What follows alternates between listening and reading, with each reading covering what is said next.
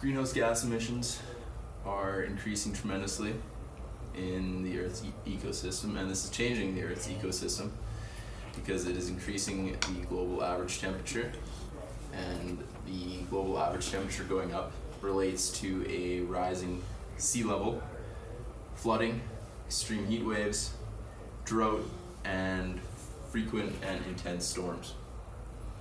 Scientists have found a link between all these extreme weather issues and climate change based on frequency, intensity, duration, and the timing of these events.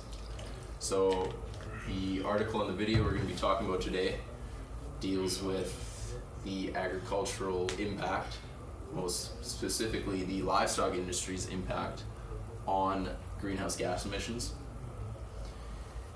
Climate change will ultimately impact US farm output and then ultimately the entire global livestock industry. The attention is focused on livestock farming because it is responsible for 44 million metric tons of carbon dioxide every year, accounting for 7.5% of the total methane emissions and 4.7% of total nitrogen emissions. The US dairy industry is a major part of this. They are responsible for creating heat trapping methane, as methane is a heat trapping greenhouse gas, and this creates a feedback loop. The more methane released, the more heat is trapped, and so forth. The livestock emission breakdown can be broken down into four major parts. 45% of the emissions come from feed production and processing costs. 39% comes from the digestion by cows, 10% from manure decomposition, and the remaining 6% from processing and transportation of animal byproducts. So there are options to reducing these greenhouse gas emissions. Anaerobic digester technology is a very good viable option, and this is simply technology that transforms methane before it can escape into the atmosphere and cause further harm. This is not widely adopted yet because of the high cost. So the article that we're discussing today talks about policies that can be implemented to reduce these emissions, but it will also talk about the implications these policies have on agriculture and whether or not a certain policy is the best route to go.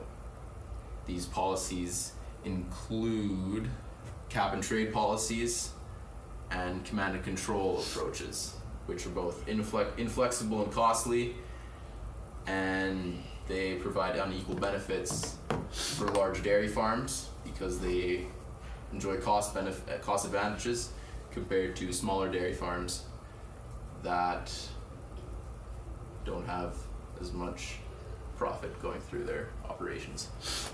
The underlying economics behind this article, with many farmers subject to stricter regulations, many farmers may be forced to decrease production in order to get their greenhouse gas emissions below the predetermined levels. If they are unable to do this, they can be subject to fines, penalties, or be forced to use anaerobic digesters.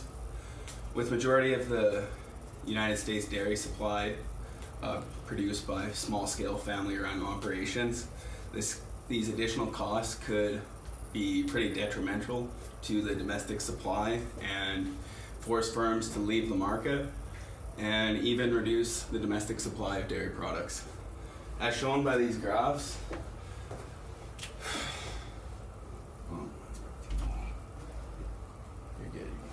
supply slash marginal cost to the private sector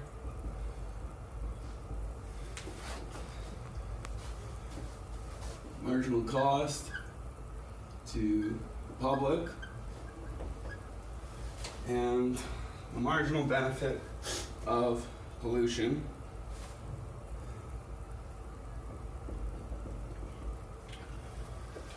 The market has currently been running at this equilibrium point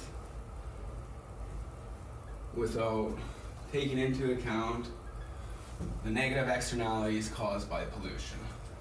With this policy change, they are taking into account these negative externalities for society's optimum point as opposed to the market's optimum point. This could cause a decrease in production and an increase in price. If firms are unable to meet these requirements and forced to leave the market, we can see a shift in supply, domestic supply decreased, and an increase in price, making the United States less competitive on the global market for dairy products. So these policies have many implications for agriculture as a whole. Greenhouse gas regulatory effects on dairy farming will, so first of all, farmers may be forced to adjust the production of milk downwards in order to reduce emissions below some predetermined threshold, and this will impact profit and farm operations in both the short term and the long term. Farmers may also be required to incur additional costs of cleanup through fines, penalties, or mandated installation of anaerobic digesters, which, like said before, is extremely costly.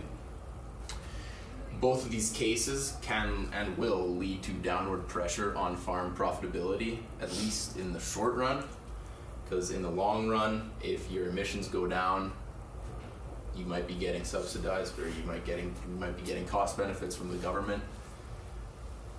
So dairy farms play a critical role in generating household income.